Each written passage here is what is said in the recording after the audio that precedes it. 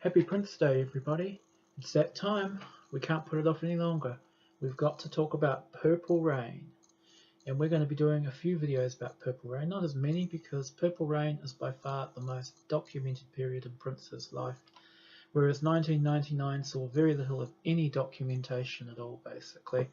Until now, basically, Purple Rain is by far the period covered the most by the estate, for one thing.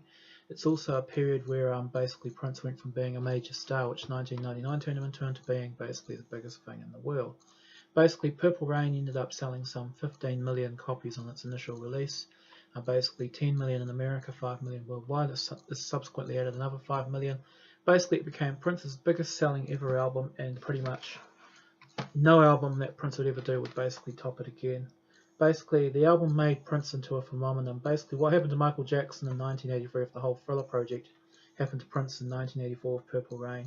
Basically, the marketing of the whole concept was perfect, basically with the hit singles followed by the hit album, then by the hit movie. And then, of course, you had the Purple Rain tour at the end of 1984. Basically, there is so much about Purple Rain, basically. First of all, the two books that come to mind. First, this one, which is really more sort of a fan epistle, but it does go into the details. And that pretty much covers the whole time. And then, of course, the masterful book that came out last year, which was Dwayne Toodle's Purple Rain Sessions. And this is excellent. This talks about how all the songs came together. And I'm going to use it a lot for my subsequent videos about the time and Prince. And so there's just a lot of material about this era, basically. It's because it was so successful, I think it did become Prince's albatross. Of course, after the original album, we had the re-release, 3 years ago, so I've already reviewed the tracks on this. And then, of course, we've got all the singles, basically. We've got the When Doves Cry single. We've got Purple Rain, we've got I Would Die For You. And then, of course, 12 Inches, When Doves Cry.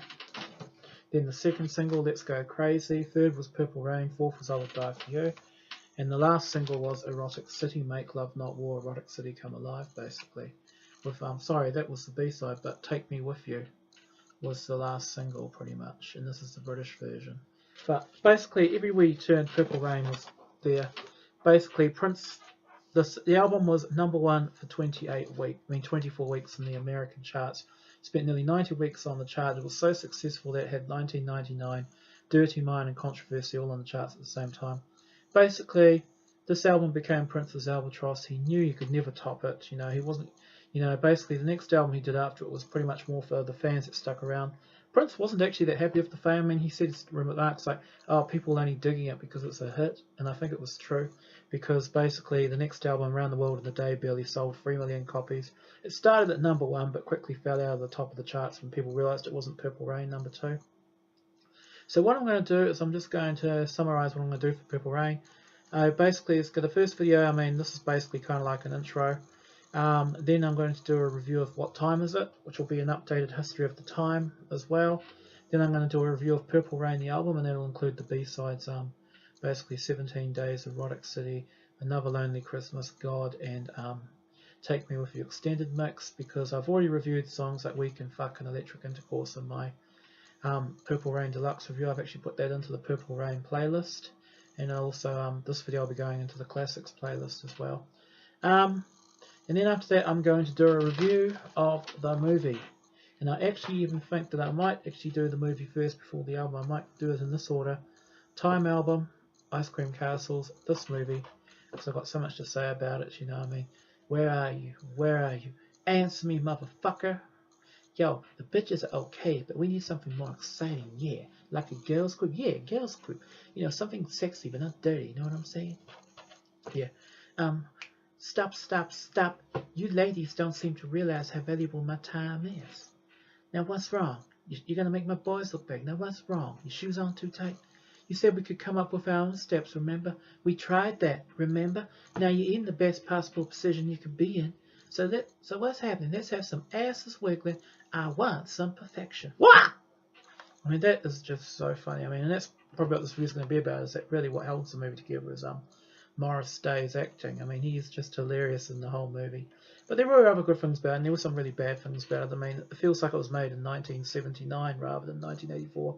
A lot of the people still have afros and flares, basically. But anyway, So that's the plan. Just another brief thing I want to talk about too. We cannot forget this. Today is June the 7th, and as you know, June the 7th very obviously was the day Prince was born. And of course, as you know, Prince is no longer with us. Had he been with us, he'd be 61 years old today, and it would be his 4th birthday without us.